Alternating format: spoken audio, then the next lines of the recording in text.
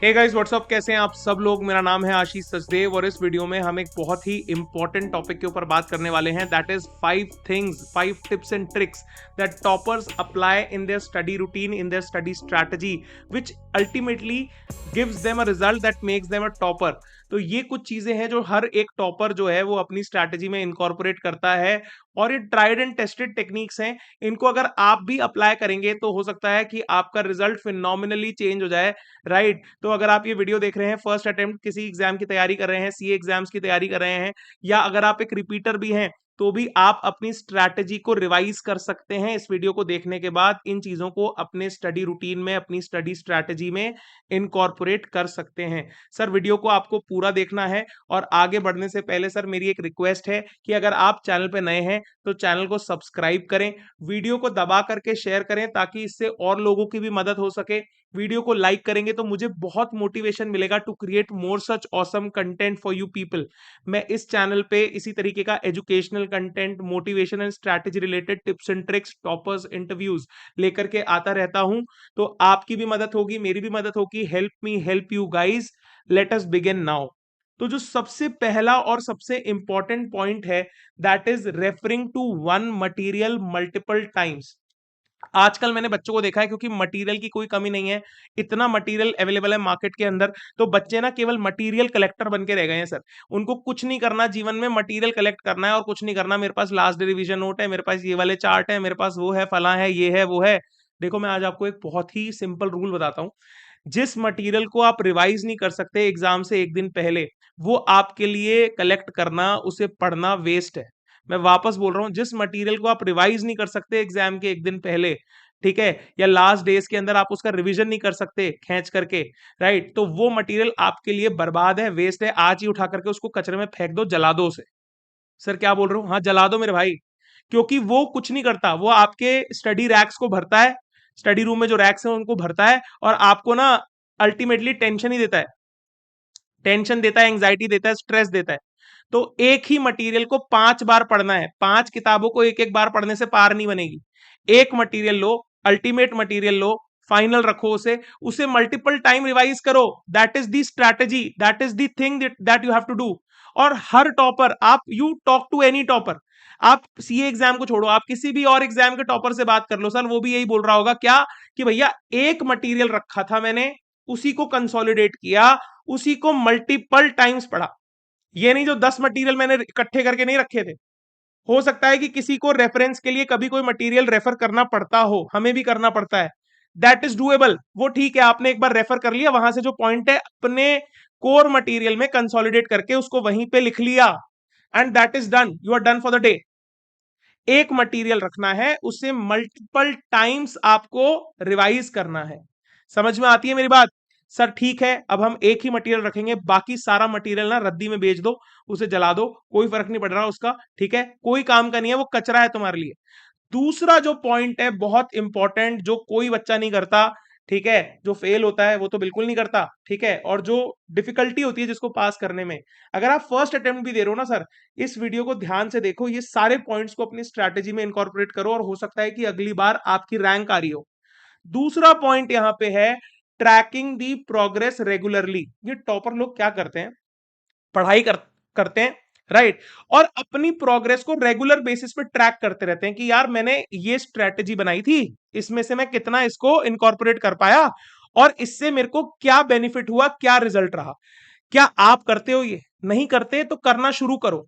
Track your progress. जो मैंने time table बनाया था उसका 70% अचीव हुआ, 80% अचीव हुआ, नहीं हुआ तो क्यों नहीं हुआ, ये प्रोग्रेस क्यों नहीं हुई मेरी, ठीक है। इसके ऊपर थोड़ा सा ना मंथन करते हैं ये लोग, रात को बैठते हैं जब सोने से पहले, राइट।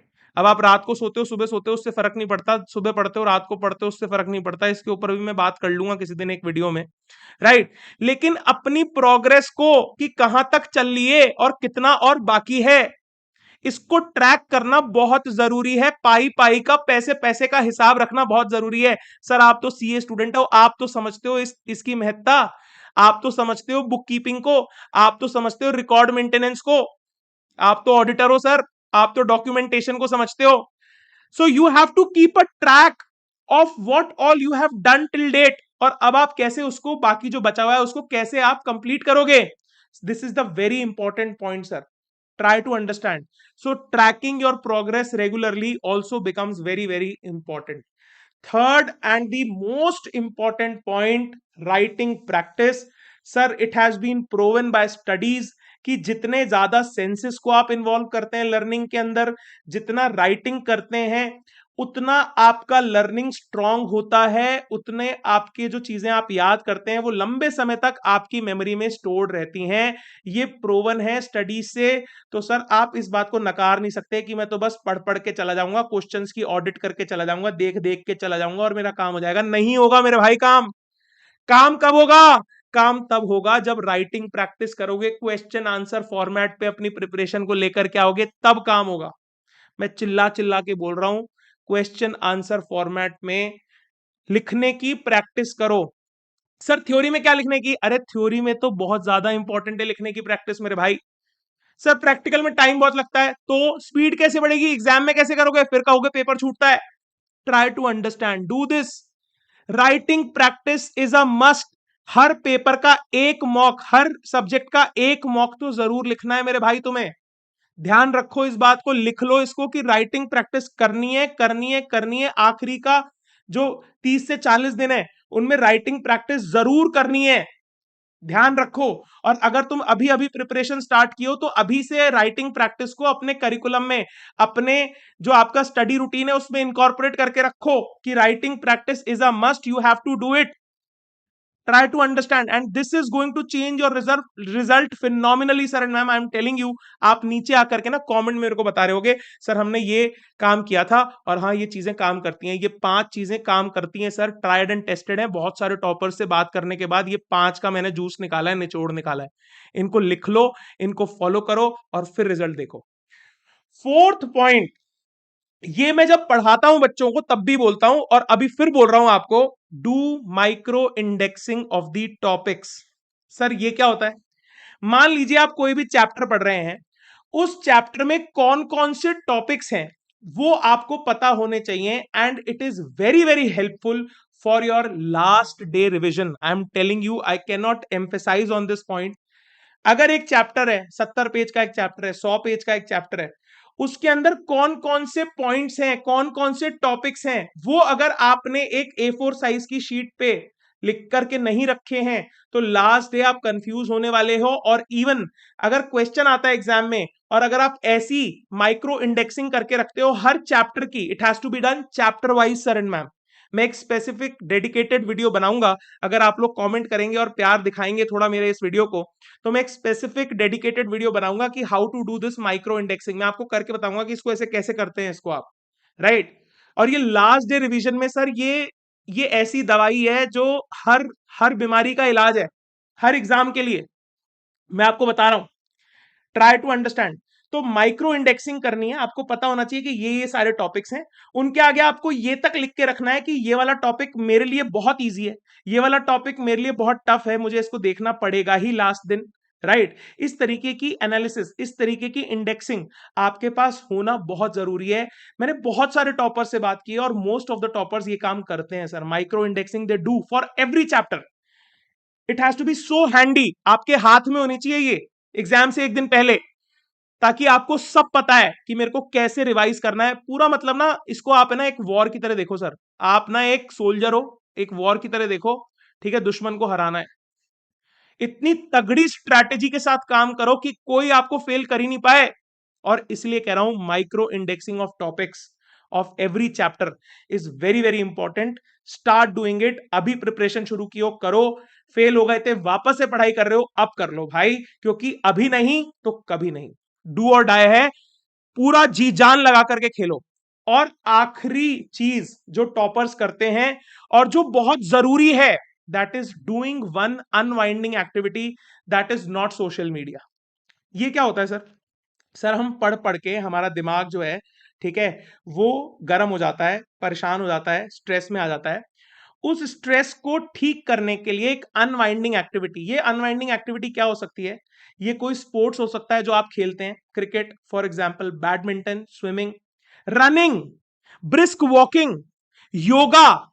कोई आपकी हॉबी है, आप गिटार बजाते हो, गाना गाते हो, दिन में कम से कम 20 से 25 मिनट, मैं कह रहा हूं आपके एग्जाम है तो भी, ठीक है, एग्जाम 1 महीने बाद है तो भी आप ये अनवाइंडिंग एक्टिविटी थोड़ी देर कर सकते हो, इससे आप बहुत रिफ्रेश्ड फील करते हो। दूसरा, आपकी जो एफिशिएंसी है पढ़ने की, इफेक्टिवनेस है जो आपकी पढ़ाई की, वो बढ़ जाती है। And it should not be social media. कोई बोलेगा कि सर मेरी अनवाइंडिंग एक्टिविटी है ना स्टैंड कॉमेडी देखना है, तो भाई नहीं, सोशल मीडिया पे मत जाओ, ठीक है। कोई फिजिकल एक्टिविटी करो, कोई आपकी हॉबी है उसे प्रैक्टिस करो। सर मेरी कोई हॉबी नहीं है, मेरी कोई फिजिकल एक्टिविटी नहीं है, तो सुनो, एक मैं बता देता हूं, वो कर लो, ब्रीदिंग एक्टिविटी कर लो यार। सिंपल ब्रीदिंग एक्टिविटी करो, थोड़ा सा फिजिकल मूवमेंट कर लो, थोड़ा सा एरोबिक्स एक्सरसाइज कर लो, एक वॉक लगा के आ जाओ पार्क में, इतना तो कर सकते हो। ये unwinding activity, it is going to increase your efficiency marginally, I am telling you. ये जो चेंज होगा ना बहुत बड़ा होगा, जब आपका दिमाग एकदम फ्रेशली और चीजें बहुत अच्छे से एब्जॉर्ब होंगी, फिर आपकी लर्निंग इफेक्टिवनेस बढ़ जाएगी। तो आई होप ये 5 पॉइंट जो मैंने आपको बताए, इनको आप अपनी स्ट्रैटेजी में, अपने स्टडी रूटीन में इनकॉर्पोरेट करेंगे, and you will take the advantage, the benefit that these pointers, these tips they deliver. Okay, इस वीडियो में यहां तक ही हम इसको रखेंगे, और अगले वीडियो में हम और कुछ इंपॉर्टेंट टिप्स एंड ट्रिक्स के ऊपर बात करेंगे। मैं हमेशा एक बात बोलता हूं कि आपके और मेरे दिन कभी भी पलट सकते हैं। आप लोग बहुत खूबसूरत लोग हैं sir, and thanks for watching, have an awesome day. खूब जी लगा के पढ़ाई करो, थोड़े दिन बाद दिन पलटने वाले हैं आपके भी और मेरे भी। वीडियो को लाइक करो, शेयर करो, चैनल को सब्सक्राइब करो, और नीचे कमेंट करो। मेरे से कनेक्ट हो सकते हो आप इंस्टाग्राम पे, लिंक्डइन पे, मुझे वहां पे मैसेज कर सकते हो। आपकी कोई समस्या है, तकलीफ है, परेशानी है, मैं उसको, मेरे से हो पाएगा, मेरे से जितना बन पाएगा मैं उसे सॉल्व करने की कोशिश करूंगा सर। बहुत नेगेटिविटी है यहाँ वहां, अपना काम करो, मेहनत करो, and the result will be in your favour. Thanks for watching, have an awesome day, enjoy.